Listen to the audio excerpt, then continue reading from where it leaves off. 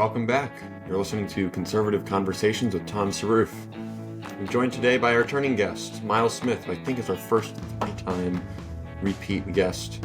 And this time we're talking about the Gilded Age, or as he calls it, the Long Gilded Age, which is a bit of a retelling of American history and some of the periodizations of how we study that history. So we talk about westward expansion and the North and the South again, and imperialism and economic growth, and all the things that sort of typify what's known as the Gilded Age, but extending them out in history. And this was a theme that he raised at our honors conference this past summer, so this is an extended conversation of that, and it's great to have Miles back. We hope you enjoy the episode. Join the best in the movement. It's Conservative Conversations with ISI, educating for liberty since 1953. Welcome back, Miles. Thanks again for joining me. I think you're our first third-time listener besides our own Dan McCarthy, but as far as guests go, I think you're the first three-timer, so welcome back. Thanks, Tom. Appreciate it. Good to be back. And, the conversations must be somewhat good if you want to keep coming back. So I think we're in for a good one today, too, because, if I can set the stage for a second, we're at the honors conference where you're a faculty, and you'll be returning as a faculty this summer. And this panel that you were on was not recorded, but it's Patrick Deneen and Susan Hansen, three ISI stalwarts, and you're talking about The Roots of American Order by Russell Kirk in the context of American history. And there's a lively conversation. It's not recorded, so one of those things that you had to be there. But because it wasn't recorded, and you said this thing, Miles, I was like, we have to do a podcast on this because it really stood out and sort of challenged some of the assumptions that I have about how we read our own history. But you said something, and I'm paraphrasing, and you'll fill this in. But basically that there are three periods of American history. We think about, there's the founding, and then the early republic, and the antebellum period, and then the Civil War, Reconstruction, yada yada yada. But there are three basic periods. This was your claim. There's the sort of pre-Civil War founding era that's like 70 or 80 years. Then the Gilded Age lasts from post-Civil War all the way through the Civil Rights Movement, and then the Civil Rights Movement onwards. And that really stuck out to me for the reason I just mentioned. So to start, could you kind of flesh that out a little bit more, and then I think we'll dive more into the Gilded Age. It's 100 years. Yeah, I think that when anytime we categorize, or make sort of chronological impositions on history, they're always artificial. And so we tend to sort of say the founding, and then we'll have the early republic or the Civil War era, and then there's the Gilded Age and the progressive era, and all of these things are they're all artificial. I tend to think that there's something that really significant that happens in 1861 and 1862. I think the beginning of the Civil War marks a definitive end of some period of American history that really had gone from 1776. And so that's my imposition, and I think it's a well-grounded historiographic one. But something changes. I mean, the idea, I have the students read early Republic sources and Gilded Age sources, and Andrew Jackson is calling the country a confederacy in the 1830s. And that's not an unusual term to use for the United States. Everybody kind of thinks of it as a confederacy. No one in 1870 is going to call the United States a confederacy. And the idea of United States are changing to United States is. And so I think there's something really significant that changes. And I don't think it's merely what we might call, quote unquote, high politics, the politics of the nation. I think it's actually the way that the government relates to the individual on the ground. So there's a really substantive change that happened, I think, in 1861 and 1862. And there's probably one of the best evidences of that is 100 years after that period when the historian Alan Nevin was writing his 8-volume multi-Pulitzer winner, multi-Bancroft winning history of the sectional crisis. He titled the 1862 book, War Becomes a Revolution.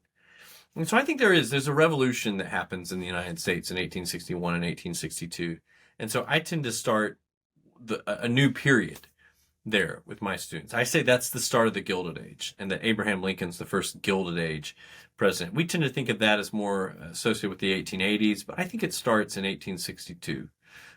So again, all of these are a little artificial, but I like my imposition of a new start date there in 1861 and 1862. Hey there, listener. I wanted to take a quick moment to thank you for listening to Conservative Conversations. This podcast is a production of the Intercollegiate Studies Institute, and our mission here at ISI is educating for liberty. If you'd like to join us in fulfilling our mission, consider helping us by rating and reviewing this podcast on Apple Podcasts, Spotify, or wherever you listen to help us reach more listeners like yourself. Now, back to the show. All right, and so with maybe the traditional periodizations, right, like antebellum, Civil War, Reconstruction, are they, I mean, they're artificial and somewhat, but they also reflect something, right? For a historian, there's some use to them. Do you think, I guess maybe in this 100-year Gilded Age period where you go from, like Civil War, Reconstruction, the Gilded Age, and then the sort of progressive era, if we're going all the way to civil rights, that includes the World Wars, the interwar period, like Roaring Twenties, Great Depression. Are these not helpful? Do they cover over more than they sort of help? Like if we think of what the Roaring Twenties is, when we think about that, all sorts of connotations come to mind. And then you have the Great Depression, which is kind of considered like a foil of that, because you have such plenty, and it's extravagance, and we're starting to have modernity, consumerism, things like that, to depression and despair and poverty and things of that sort. Is it wrong, the conventional periodizations, or is it more like there's something that is linked across all these things where chopping them up sort of covers over that? Yeah, you're putting me on the spot, Tom. You're going to make me say something interesting. I I don't think they're artificial, but I think they miss something. And the thing they miss is that the heart of what it is to be an American for most of us today even is still coded really along the lines of this 100-year period between the 1860s and the 1960s. You think about an expression like mom's apple pie, our high culture, the arts, the way we think of things supposed to look. So the idea of bright lights, big city, those are all creations of this 100-year period, which includes the 1940s, 50s, the beginning of the 1960s, the Gilded Age. Think about the way we celebrate July 4th, even, is a creation of the Gilded Age. The modern idea of July 4th, the modern idea of birthday parties, all of our sort of things that we do are creations of the Gilded Age. And especially my definition of the Gilded Age, this big 100-year period. Someone said that they thought that the post-war era definitively ended this past November when Donald Trump won his second term. I don't even think the post-war era is really useful, because culture and society ends in the 60s in a definitive way, that the post-war era didn't end then. So the Great Depression is a big depression, but there's other depressions, 1873 panic that you have. And so I don't think of any of these things as sort of being outliers that mark eras. I think that you can find one big continuous commonality for 100 years. And that is the United States has the industrial growth. And that industrial growth is relatively geographically stable in what we call the heartland, right? Even that phrase, heartland, wouldn't mean anything to the early Republic Americans. It wouldn't mean anything before 1861. The U.S. center of population in 1830 is Wheeling, Virginia, which is on the Ohio River, not very far from Pittsburgh. That's the center of population, so there's not very many people out in the heartland. And so it really has to do with the Midwest. The Midwest becomes what it is to be normal America. It becomes the industrial heartland, the cultural heartland of the country. Phrases like mom's apple pie, you probably have heard me, if anybody's been around me, have heard me said, it doesn't really work until you get to this Gilded Age, because apple pie is very Midwestern dessert. If you would have been on, say, the Carolinas where I grew up, and you would have had a family that had the means to have dessert regularly, you would have eaten rice pudding. And no one says that's as American as rice pudding, right? Doesn't just sound right to us. It's a mom's apple pie is what we think sounds right, and that's the sort of Gilded Age Midwestern creation that sticks with America, and that's because the industrial base of the country is there. That the people of the United States are sort of clustered in that region. You can look at the Midwestern cities from 1850 to 1960; they all grow, and then 1960 something ends, and our big Midwestern cities begin to die off. If you look at the census reports, each of the sort of what you think of major Midwestern cities has its population height in either the 1950 or 1960 census. And so I think that there's this kind of continual sort of growth of the American Republic that lasts for about a century, even with the Depression, even with the ups and downs, that ends in the 1960s. And, maybe that's the civil rights era. Maybe it's the cultural changes that come with the 60s. I don't know, but something changes. And it changes in a big way because the center of the U.S.'s population stops moving towards the Midwest and begins to move south into the Sun Belt at that point. So I think, yeah, something changes. It's just too big of a period of too much continuity for me to sort of think that that all the other divisions are necessarily the best ones. Yeah, sure. Let's go to like 1861. I mean, that's the beginning of the Civil War. I think it's what, March 1861 or April, firing forts. Well, I mean, the first big battle's in July, but yeah, April is when the four big upper South states decide to secede between April and June, and so the Confederacy's kind of set in what it's going to be by June of 1861. Okay, so then, it's a civil war, so and it's even though the country is geographically diverse and it's not sort of the United States as one state, it's still like brother fighting brother. I think the Lincoln phrase does hold that, you have brother fighting brother. We all worship the same God. Some doctrinal differences between various sects of Protestantism, but all Christians fighting each other. I think would all consider themselves American. They're from their place, but there's still a sense of American, and the Confederacy, from their perspective, is trying to hold on to the true meaning of America. And then you have Lincoln and the Northern and the abolitionists, and they say, like, we're the real principles of the founding and the Declaration, and equality for all and political liberty. We are a union. You can't leave the union because you lose an election. But like I think they're all have a sense of they're fighting for some sense of what America means to them.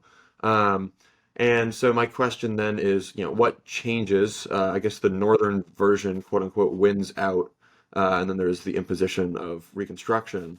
So how does that change the country starting in 1861? And then also I guess we have to speak about the Western move, which is sort of happening, but I think picks up a lot in the Civil War and then thereafter. Well, there's a series of laws that are all passed, a series of bills that are all passed in the 1862 Congress. And they really reshaped the country. One's the Homestead Act, which people kind of know what that does. It kind of gives government sponsorship to the settlement of the western states. But the other ones are the Pacific Railroad Act.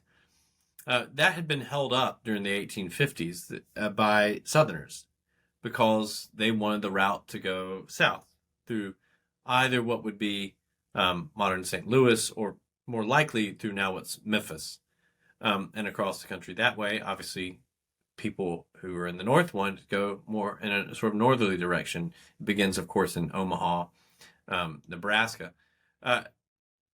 Once the South's gone, it means, okay, guess what? The Transcontinental Railroad, the Trans-Pacific Railroad, is going to go through the free states.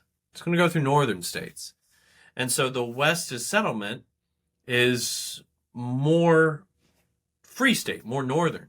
That affects sort of the growth of the country. Those Midwestern states are united to the Pacific Ocean in a way that, say, the southern states weren't. And so the continent's connection is through the Midwest. That's where the rail line goes. That's where the continent is connected through. You also have the Morrill Act, which creates these state universities. Most of what you think of, a good number of whether the Big Ten schools or Moral Act schools, a place like Minnesota and Iowa State and places like that, kind of those Moral Act schools begin to define how people are educated. And the heart of the Moral Act is in what's now the Midwest. And then finally, you have a few others about money, legal tender. So this is where the cash economy that we know kind of becomes set in stone. Bigamy acts, so they're going to make the Mormons not have multiple wives. And so there's a very idea of what you might call Midwestern, wholesome, stolid American Protestant nationalism that's implemented via this series of acts in 1862. And I think that really defines the country moving forward. And it defines it for a good century and almost. So that's, I think, what's sort of the heart of this, not merely the Civil War itself, but the Republican Party's ability to implement these laws and sort of create what's going to be America going forward. The Southerners aren't there to get in our way anymore. We're going to create what it is to be an American and how the American Republic is going to look. Certainly. And then, I mean, we've talked about this before too, I think on the podcast a little bit about sort of Northern versus Southern heritage. And there's this rivalry, but then after with the Reconstruction and thereafter, how do you kind of put the country back together in light of these major changes, which are only implemented, but it takes a long time for them to sort of manifest? But is this something? How does the South kind of get on board with this versus also trying to resist what I think would be a foreign occupation or occupation by the winners of the Civil War? Yeah, I think the South is it doesn't win, it loses. And because it loses, I think that you have that 12-year Reconstruction period where it's actually sort of not really America anymore. Obviously, the Republican line is that the states have committed, quote unquote, state suicide. And so the readmission process is really a juke from, say, what Abraham Lincoln wanted. And so the radical Republican program, I think it's such that it takes the South a while to reintegrate into the country. Reconstruction doesn't really end, quote unquote, until 1877.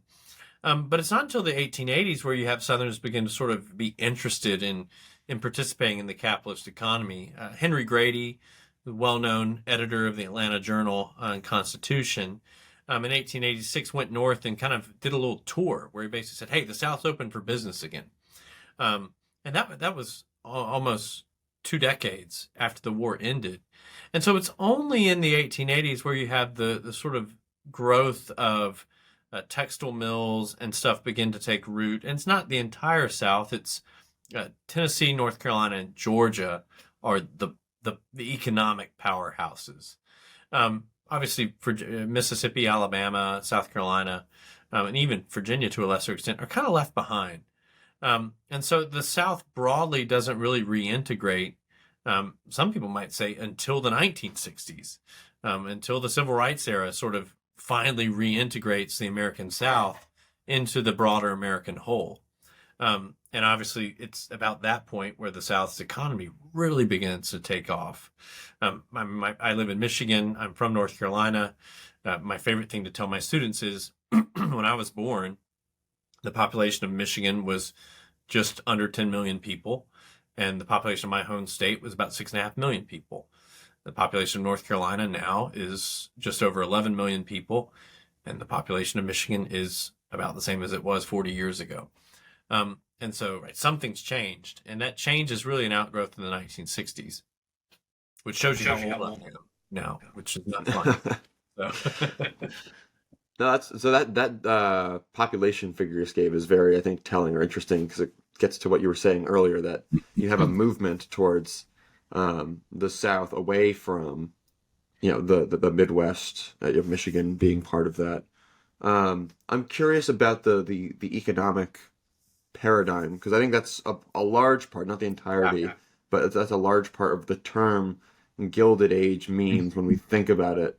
Not necessarily in the way that you are, but sort of 1880s, 1890s, an era of tremendous growth, but with a significant underbelly.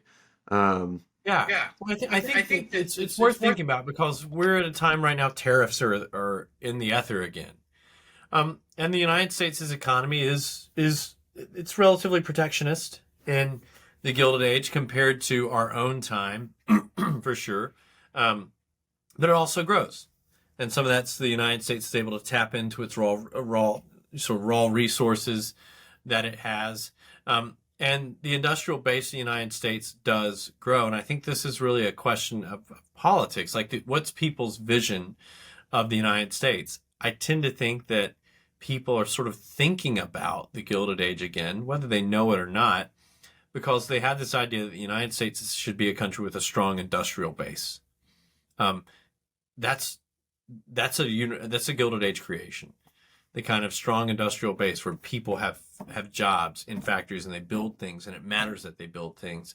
That's not the early republic. It's disposition. The early republics run to a large degree by the American South, who don't care about factories, who don't want tariffs, who want free trade, because they want to export things. Um, the United States' economy in the Gilded Age is based on the idea of having a strong industrial base that makes things for the United States, not for the rest of the world, for Americans first. And so I think this is what is sort of in our own time, sort of people are sort of trying to figure out, okay, can we go back to that? Is that something that can be reclaimed? Does that industrial base matter? Does that Gilded Age story mean anything? I think it's telling. Obviously, my proposition is that the Gilded Age lasts for 100 years, and it's a time when the what we call the Midwest is sort of the heart of the country. The Midwest is the part of the country that has felt most left behind, probably since the 1960s. I'm not a native Midwesterner, but I live here now. And so there's something palpable about that. My state, Michigan, didn't vote for a Republican for ages, and then a Republican starts talking in this protectionist language again, and it votes for him. The same way with Wisconsin, Pennsylvania, and so there's something to this, right? Like, people are sort of saying, "Hey, wait, if a guy is sort of talking about if his idea is the Gilded Age, and by my sort of Gilded Age chronology, Donald Trump was born in this long Gilded Age." And his mind tends to think in terms of this older Gilded Age. I think he's a Gilded Age man in a lot of ways, and I think that's the way he sees the American economy, too. He is talking more about imperialism than anybody has in a long time, and I think that's because, again, that Gilded Age mindset is an imperial mindset. A strong American economy will protect itself, and even if that means empire, we're going to do that. So I think that this idea, especially the economic idea, the strong industrial base, where America has an industrial heart, is something that people are thinking about again. Absolutely, and it's something I talked about with you may know the historian Robert Mary, who's one of McKinley's biographers. So we had a conversation about the parallels between McKinley and Trump, and it's quite interesting. When we think about the term Gilded Age, I know it comes from Mark Twain, and my sense is that when we think of the Gilded Age, when I was studying history, it's this massive economic growth. But there's like the emphasis, I think, tends to be maybe in the way it's taught, but even the term is sort of like an evaluative, descriptive term. Is there's an underbelly or a significant disappointment and It's fake, dislocation. Yeah. What do you make of the term when we're talking about, we have economic growth? America, despite sort of a protective wall of tariffs and a lot of unrest, is growing, it grows faster than any country in the world, including, free trade Britain at the time.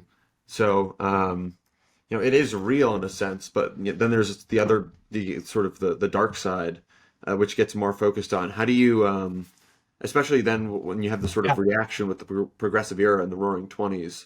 How do you evaluate or weigh these things? Well, I think it's a great question, and it's one I actually dealt with this past week. I teach the Gilded Age here at Hillsdale, and I tend to be a little bit friendlier to the Gilded Age than Twain was for this reason. The bar so obviously the claim is usually that, well, there's mass social inequality. The rich get really rich and the poor get poor. The rich do get really rich, and I don't want to annihilate the claim that income inequality isn't there, because it's clearly there. I'm not sure the poor get poorer. And the reason why I think this matters is because look at the number of immigrants that come to the United States during the era. Um, I live in the Midwest. Lots of Eastern European immigrants make their way to Midwestern cities. Think about Polish Chicago and the Slavic, groups, the Czechs and the Slovaks and Croats and all who make their way into Midwestern cities in the era. Every big Midwestern city has a Saint Stanislaus parish, for example, the patron of Poland. Magnificent church in Milwaukee. And so they all come. And the idea is, like, if you were to walk up to a Polish immigrant in 1880s, Cleveland or Milwaukee or Chicago or whatever the hell city they're in, if you had been like, hey, are you really worried about income inequality? They would have said, no, because if I go back home, I'm getting pogromed, right? If you're a Jew, you're getting pogromed. If you're a Pole, you're getting oppressed by the Russian state, the same way with the Austrian emperor. And so the idea that people worry about, oh, the rich people might be really rich here, it's just anachronistic. No one comes to America as like, gosh, I'm so much poorer than I was in, name the village in Galicia, on the border of modern Ukraine that they come from.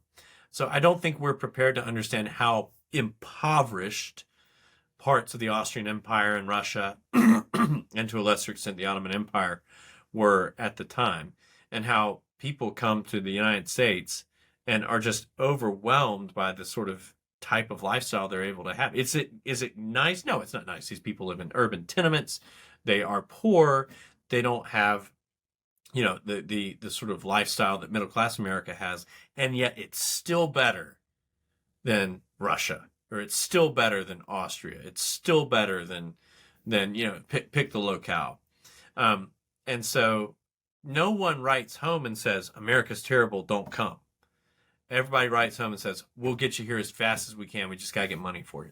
And so I think that's telling. So yeah, maybe there's a soft underbelly, but it might be better to say it's a softer underbelly, because it's a country that works, and people want jobs, people want income, and people keep coming to the United States. So in a lot of ways, the idea of the nation of immigrants is a creation of the Gilded Age. And what's funny is that they came with the understanding that there was a firm assimilationist regime. You were going to be made to be an American. Now, they weren't going to make you not, they weren't going to make Poles be Protestant, or they weren't going to make, there's a significant amount of Arab Christians that come from Lebanon in there. They were going to make them not be Maronite or something like that. But they are going to make you speak English, and they are going to make you act like an American. And so people, we call it an immigration regime. They would have called it an assimilationist regime. It's not about immigration. It's about assimilation. And so we've got all these people coming, bringing all sorts of cultures and religions into the United States, while being assimilated into what it was to be this sort of Gilded Age idea of American. And guess what? There's a protectionist economy that protects their jobs too. And so whatever differences I might have with the Gilded Age, I think it's been poo-pooed on a bit too much. I think there's something real to it. I'm not as cynical about the Gilded Age as Twain is. Yeah, that's I guess when I was asking the question, it's hard to sort of weigh these things, but that's a helpful sort of, I think it's a helpful reading. I want to pick up or continue on this thread of immigration and assimilation. Yeah. I think whenever we talk about the term assimilation, there's probably a contestation about what are you assimilating into? What do you have to give up? What are your incentives for doing so? I'd be curious really to hammer home or try and get a better sense of, if we're thinking about immigration the way we are today, which is a very contentious political, cultural, economic issue, in ways similar to how it was back then. I think they're coming from different places, and that poses different problems. But from an economic perspective, that it's the same from a sense maybe of, we need people to assimilate or become Americans. I think we have a different understanding now versus then of what that meant or what that looked like. So English would be one thing, um, but what are some of the other? What do you become when you become an American? When you throw off I'm thinking of Roosevelt's hyphenated American speech. When you throw off the Chinese part of Chinese American or the Irish of Irish American, what's the boiling part, the melting Yeah. pot that you're becoming back then? I think that this is a great question. I think this is the essential question, right? Especially as we think about the politics of our own time. What does it mean to be an American? Obviously, we're still a nation of immigrants, and the immigration, quote unquote, the nation of immigrants. I don't like that term, actually, and I tell my students I don't like that term for this reason.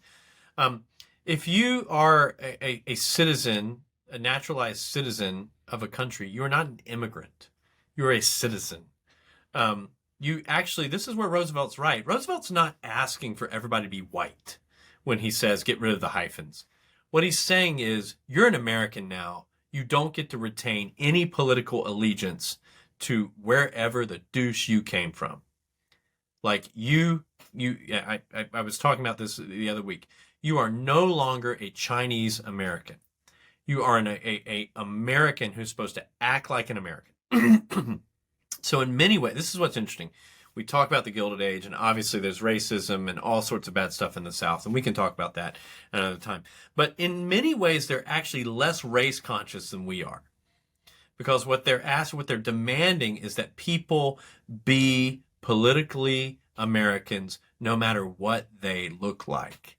That's what Roosevelt's asking for. And so what it is to be an American is you're going to be assimilated into the political habits of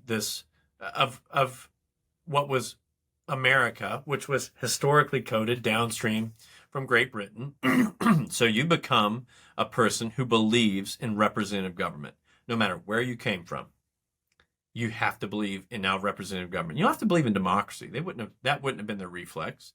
But you have to believe in representative government. So it means if you're from China and you've been living under the sun of heaven, and your political habits are formed by believing you're part of the celestial kingdom, guess what? That ends the minute you're an American citizen. You're done. You don't care what you believed politically. You're an American now.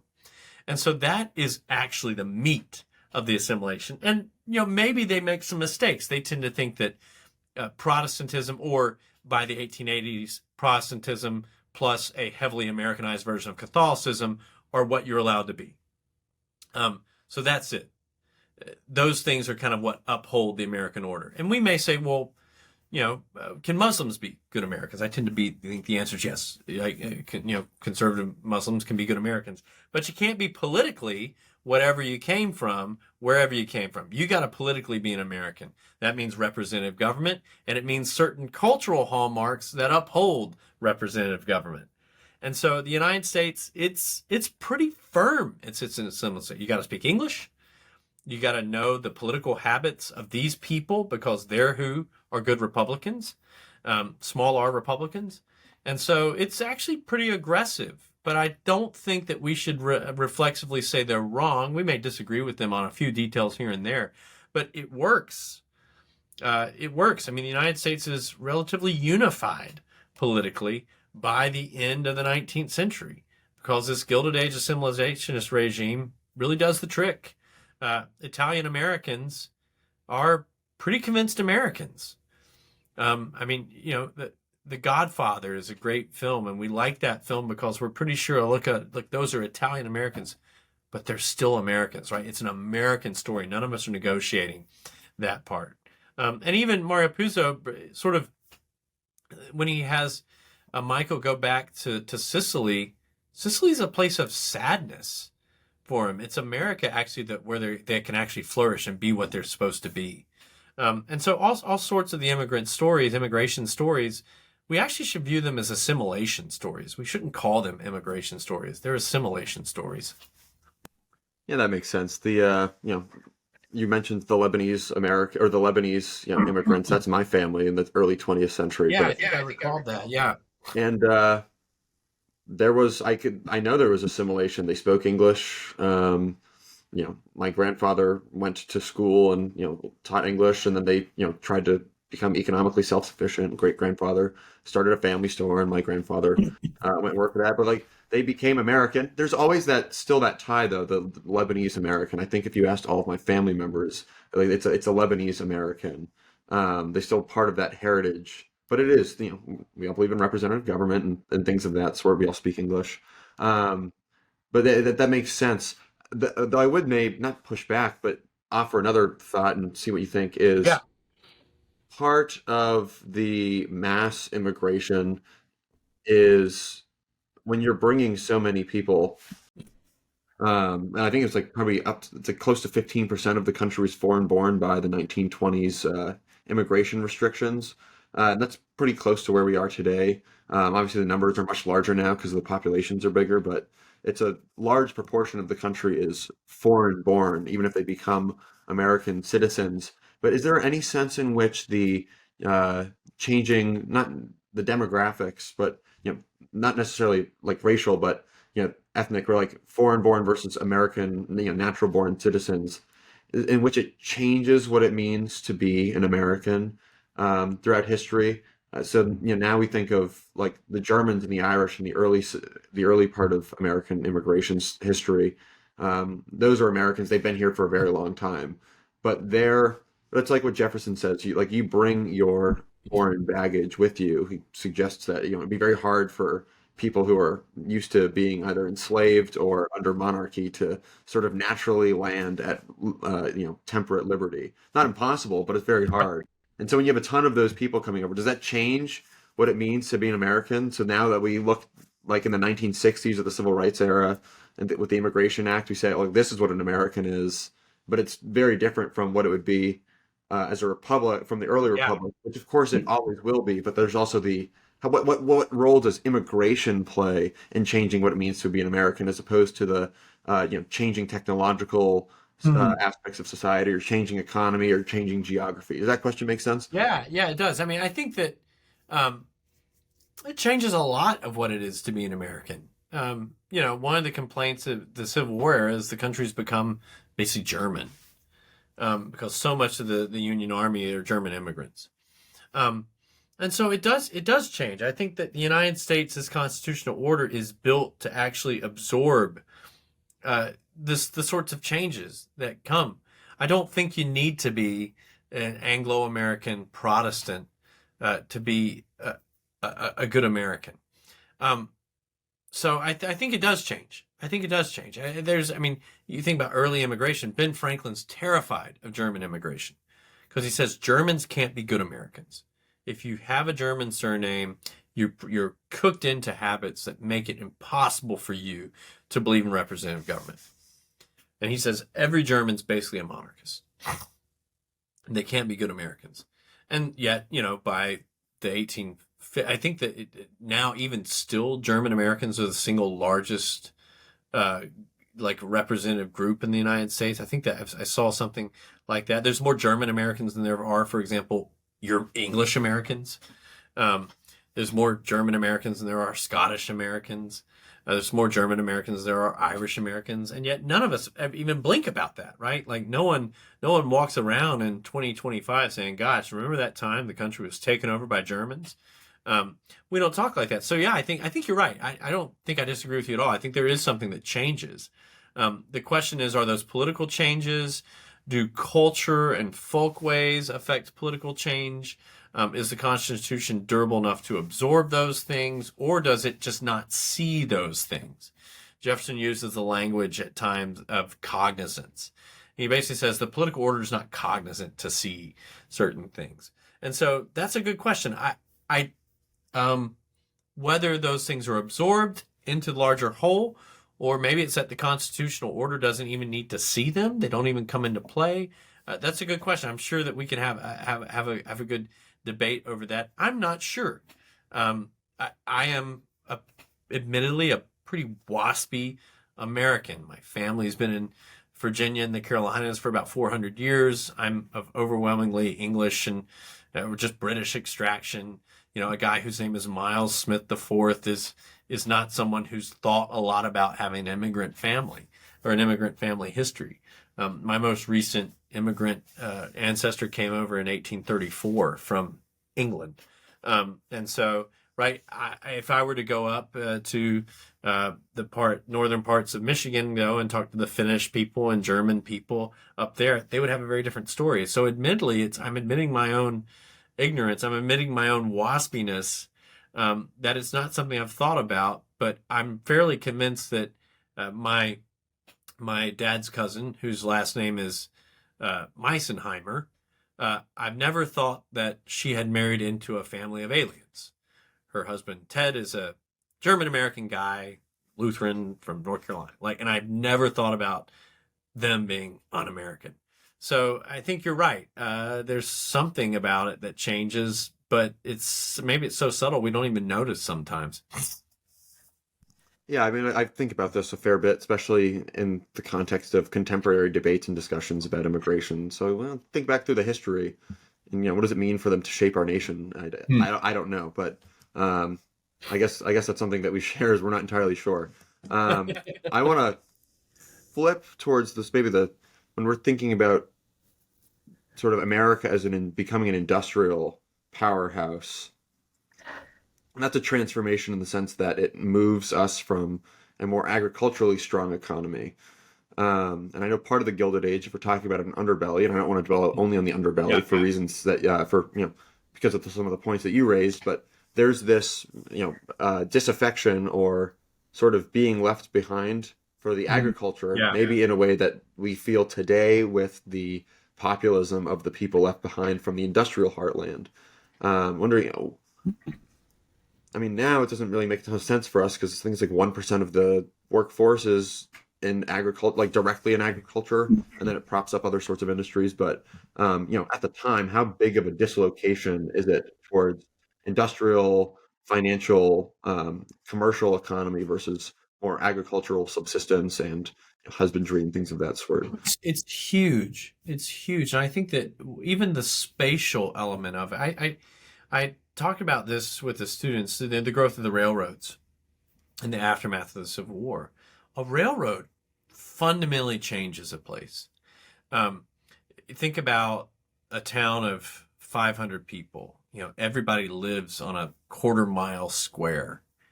And a railroad changes everything. So you have a railroad station, that's a spatial change. And then the railroad itself. And then you have noise that you've never heard. And so animals change their behaviors. And so it means that, guess what? Maybe you had deer that would eat in a field and sort of clean out certain weeds in a field. They're not there anymore. So it actually changes everything. Industrialization changes everything. And it's this massive spatial changes. And so I think it's radical. I think it's really revolutionary. And I think maybe the only people who sort of think about that in our own time, or at least in the 20th century, were Southerners, the agrarians, the fugitive, a group of poets from Vanderbilt, guys like Robert Penn Warren, Clint Brooks, and those guys. They talk about it. In our own time, people don't really think about it. We just live with industrialization, so cooked into us. We can't imagine a world that's not industrialized. And so imagine then the growth rates of these spaces in the Gilded Age. I talk about Chicago. Chicago doesn't really exist in 1830. It's a little hamlet. And by 1880, it's got close to 700,000, 800,000 people in it. So you've watched in 30 years a place go from non-existent just being huge. And this happens time and time again. It's not just Chicago's the big one, but it happens all over the country. Towns go from being hamlets to being even and you'll have some places that go overnight. They become towns of 15 or 20,000 people. So just that scale, it actually changes how you relate to space. It actually means you psychologically, your brain isn't sure how to deal with what you've known for a long time, and then it's just gone. And so it leads to a series of people writing things about being displaced, about not being sure what existence is even anymore. You're so used to what we think of as a relatively agrarian world that's now industrial. So the change is huge. Yeah, it's impossible to overstate how big of a change that is. If we're thinking about this sort of, you know, complete sea change in the mode of being, sounds so big, but and how people relate to space and their place. You have constant movement, westward expansion. We're now peopling the Louisiana Purchase in a significant way, and we're peopling the Mexican Cession, and basically the continental United States is being created and filled in this period. What does that do to religion in America, or how does religion play into that as well? The country becomes more religious in the Gilded Age. I think this is what's really compelling. We tend to think, well, the farther you go back, the more religious America is. No, it's actually the rise of religion is really a Gilded Age thing, especially churchly religion. There's just not that many churches in the country before the Civil War, especially in the South. For example, the South is the less churched part of the American Republic. It's probably about 4 times as many churches in the North as there are in the South. And so the church as an institution grows in its influence, and clerical influence grows too. This is the era where you sort of have the wedding of church and state in a way that you hadn't had before. I mean, think about even the high culture is more churchy. The battle hymn of the Republic, things like that. So you have a certain level of churchiness and churchly influence that isn't the case, and I think that only grows in the new 20th century too. I mean, I make the statement to my students: the 20th century is the clericalist century in American history, not the 19th. And so churchly influence and churches become more influential. So think about, we tend to think that the Catholic Church is very powerful in the 19th century. People have this idea of Archbishop Hughes sort of telling people how to vote. And that's overstated, though. He doesn't really have to tell people how tell his flock how to vote, because most of them are from Ireland and they have already made their decision. So the idea that John Hughes is sort of serving as a director for the Democratic Party is overstated. But think about the influence that priests and ministers have in the early 20th century. It's way more substantive. You couldn't have a Father Coughlin in the 19th century. You couldn't have a Venerable Fulton Sheen in the 19th century. So even it's not just a Protestant thing. Catholic influence, the influence of the Catholic Church in society and politics is far more considerable, even sort of by percentage, in the 20th century than it was in the 19th. And we're starting to come towards the end of time. So, but I want to something we have not really touched on too much that is pretty significant is especially if we're thinking about the Gilded Age in terms of about 100-year period, is you have the Spanish-American War, and that's the sort of beginning of America as a foreign or as a world empire or a major world power, especially when we destroy one of the mightiest empires in world history, the Spanish Empire. By that point, it was maybe they're a paper tiger, or kind of easy to push over. But still, the Spanish Empire and the Spanish American Empire is huge. The Philippines is a big territory, and the Right. United States seizes it. This question of empire is really good. Sorry, I didn't mean to interrupt you, Tommy. Well, I was just going to ask is you talk about America's an industrial powerhouse. Once you become an industrial powerhouse, there's a lot of opportunity for foreign trade. That's part of the British system of imperialism. Is they were an industrial powerhouse, and they were using the whole colonial model of raw materials to export manufactured goods. It's a great way to make your country rich. So I understand the export, but what about this change from America as from a nation to an empire to we're not going to hold other countries like foreign monarchies are doing at the time? Yeah, I think that what's interesting is it takes not just an industrial change, it takes a sort of sociocultural one. And I was talking about this with students today.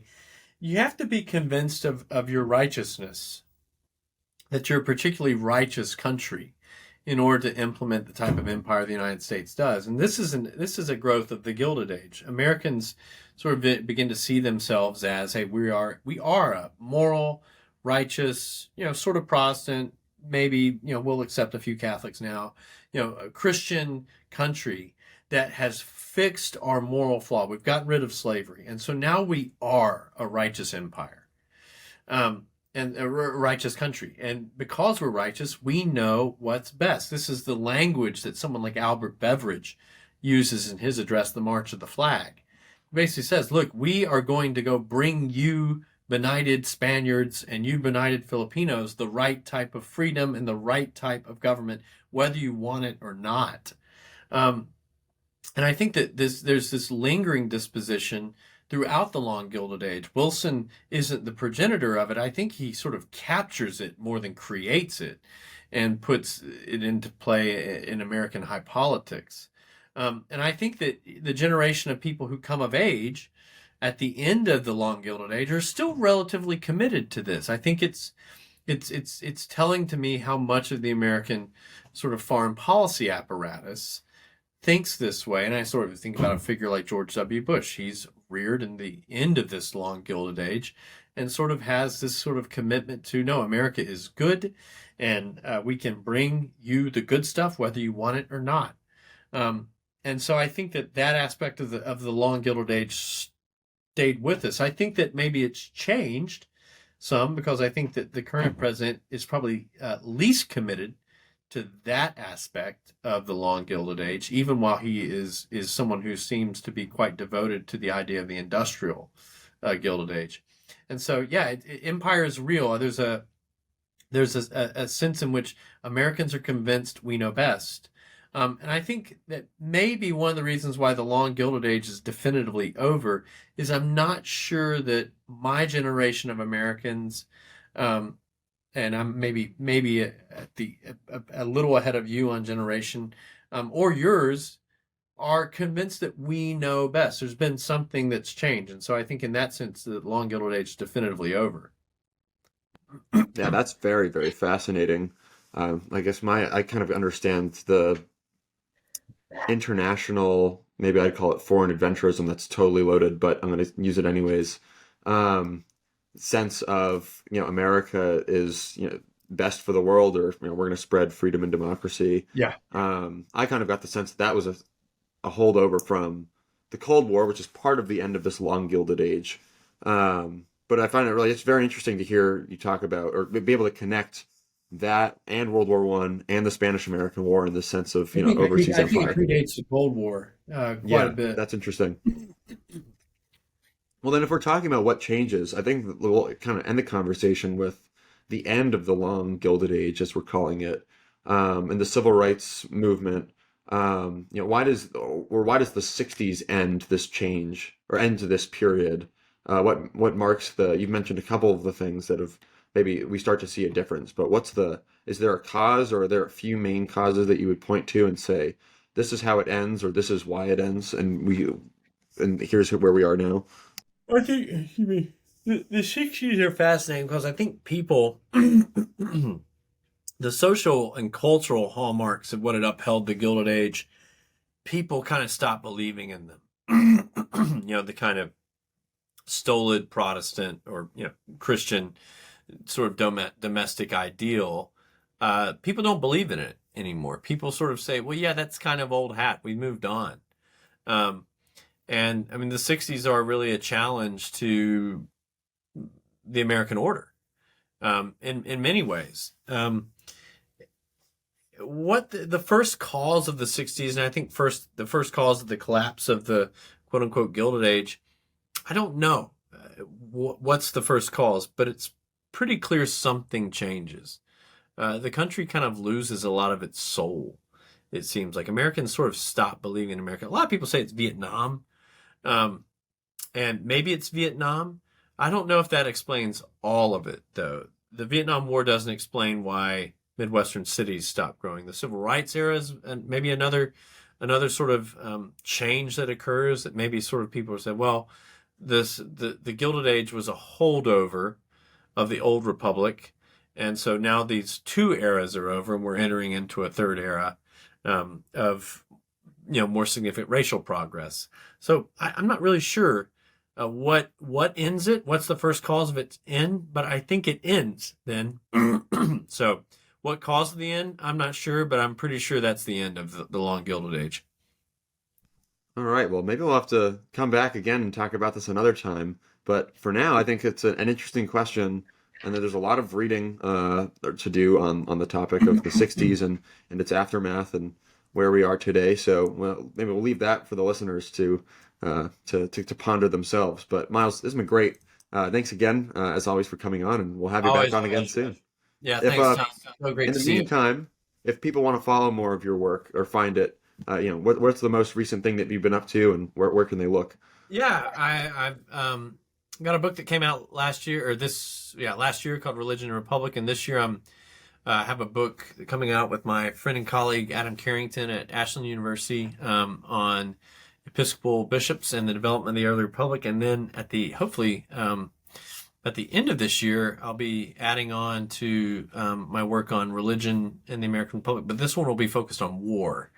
Religion and making of war in the American Republic. So that one should be fun. Absolutely. We'll have to have you back on and probably touch us on some of the themes that we talked about with Yep. the idea of a righteous nation. So we look forward for seeing more on that. And I would just add, go back and if you haven't watched the other two episodes that we've done with Miles, they're fascinating and interesting and timely. So thanks again, Miles.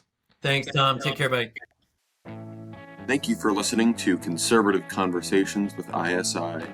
If you've enjoyed this episode, be sure to check out our website at isi.org/resources to see all that we offer our members, including the Intercollegiate Review, select modern age articles, debates, lectures, and of course, this podcast. Thanks again for listening. Don't forget to rate and review, and we will see you next time on Conservative Conversations with ISI.